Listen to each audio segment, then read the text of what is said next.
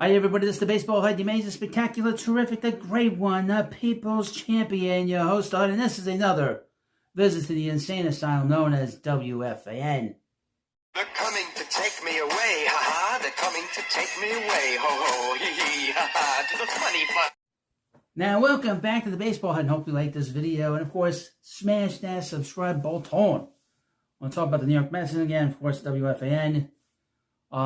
I'm the only one that talks about WFAN. I like doing it. Plenty of people write to me. They like it. 99.9% of the people that write to me like what I do here. But WFAN is an interesting case. They sounded off today. Things to complain about.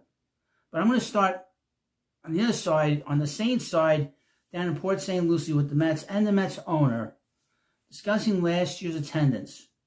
And then we'll wrap this up all back to WFAN. This is from Mets Horizon. I watched the press conference. It was a 15-minute press conference with Mets owner Steve Cohen. He's just a terrific guy. And it was great to see him, great to hear him speak. And, I mean, really, he's the reason why the Mets got Pete Alonso back here, and I thank him. The most popular Met is back in the fold. No, obviously, Pete had said that it was uncomfortable for Steve, but that's okay. But here we go. When he talked about the attendance, and a lot of stuff was discussed on his press conference, but this was popped up from Mets fans. Going on 2024 attendance, I didn't like it. It bothered me. Well, we're going to find out what that is about in a moment. Steve Cohen had open media availability Tuesday morning, spoke about a variety of topics, including starting with their attendance from last season. The Mets were ranked 18th in MLB. Now, here's the thing about the New York Mets attendance records. The Mets were the first franchise in New York City history to hit 3 million people, and they did that in 1970. All through the 80s, from 84 on, 85 on, the Mets had the #1 attendance in all baseball. And they outdrew everybody that was ever in New York. They were outdrawing the Yankees during the 80s, which is one of the many reasons George Steinbrenner was very hell-bent on belittling us Met fans in the 90s. It didn't take until the end of the 90s where the Yankees started outdrawing the Mets, but it took them. Yankees' attendance during the time since the Mets have been around always outdrew the Yankees every time. But this is from Steve Cohen. I didn't like it. It bothered me. We were 18th and right in the middle of a pennant race. I'm really looking forward to the fans coming out to the stadium because attendance lags behind performance. Mets have noted on multiple occasions ticket sales are up from last season, particularly after signing Juan Soto, which is good. You knew that was going to happen. Expectations this year are much higher than they were to start 2024, formerly known as a transition year. After making the NLCS last year, Cohen said playoffs are the expectation, not gravy this year. Quote, I think it's a team that's going to produce runs, he said, of this year's roster, and I think our pitching is going to surprise people. Now we can go into other things here. There's a lot of other stuff here. Talks about Wilt's point. I'll talk about Wilt's point at some other point in another video. But that's the one thing I do know is that when the Mets are not good, the attendance lags a little bit. But there's an issue here. Okay, as always, getting bad press bad press over ticky-tack nonsense. BS bullshit that you get from WFAN, which popped up today on the radio from this nonsense from the morning show of Norman and Gregory. And this comes in regards to the Mets' new spring training hat, which is spring training. Beautiful hat. This is from Odyssey. Thank God they put these out again. Like I said in the previous videos, they must have fired the last intern, or he moved up and went back to school. Gio sounds off on Mets spring training cap, putting damper on Juan Soto's arrival. Now, it's nonsense like this, folks. It's garbage like this that gets people not wanting to go to the ballpark. When you read stuff like this, or you listen to stuff like this, this is the #1 radio station for sports in the United States. And this is what they're talking about. This is their content. Now, I would say this. I can talk about whatever I want here when it comes to what they're doing. I mean, they're not killing anybody. They're not hurting anybody. They're not doing anything terrible. But I'm just sort of pointing out some stuff on here, and which is important to talk about, because it's not, this stuff doesn't happen in a vacuum. That's what I'm trying to say.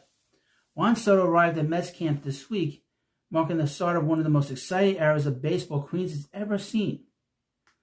But Gregory has one major problem. One major problem is more than one problem. One major problem. A major problem. Get this. A baseball cap is a major problem.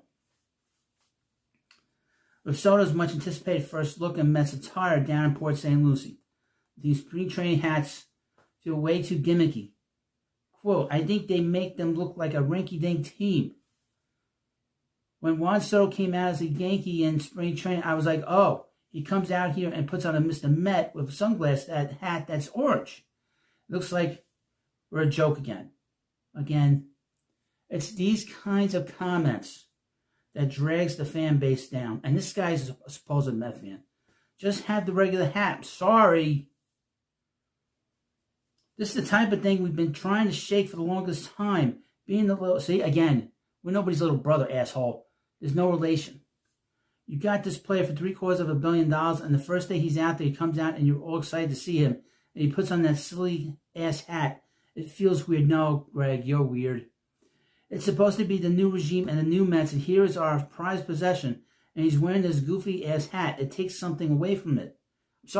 I'm sorry, Greg, but people love the hat. I love the hat. I would get the hat, but the only thing is they don't have adjustable backs. I like the adjustable back with my hat, because I got a big head instead, and I got an odd head. It's a little too big, a little too small for certain hats, and it doesn't look good on me. And it squeezes my brain, by the way. I do have a functioning brain, but it's a beautiful hat. It really is. It's a fun hat. It says spring training, okay? Lighten up, dude. Lighten up. This is part of the problem when you complain about little bullshit like this. And there's nothing more, there is absolutely nothing, more nonsensical than complaining about a baseball cap and how it looks. And you want to know why people don't want to go to the ballpark when you hear this kind of negativity. Like I've been talking about a year ago when I talked about Carl Banks, when he complained about the negativity at the radio station. And that's what he was talking about. And the negativity of the fandom. The negativity of the fandom comes from this radio station. They're the ones that push this comment of little brother. There's no little brother here, asshole. These guys I would mention this. Here's the thing. We've seen what's going on in Washington, where people are making all kinds of money, pushing ideology, pushing nonsense out there. The people that push the messages out here about the little brother and all this stuff, they're hired by people above them, and people above them hire those people.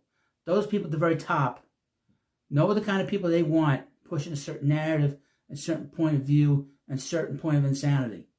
And that's how you get this stuff. They're so desperate for ratings that they will mention stuff like this. Now, if your host critiques it, well, you're stealing their content. I'm not stealing anything. I'm not taking anything. It's out in the public view. This is, and I would mention that YouTube is my territory. And they've been coming in here. And this is another episode of the Insane Asylum and another visit known as WFAN.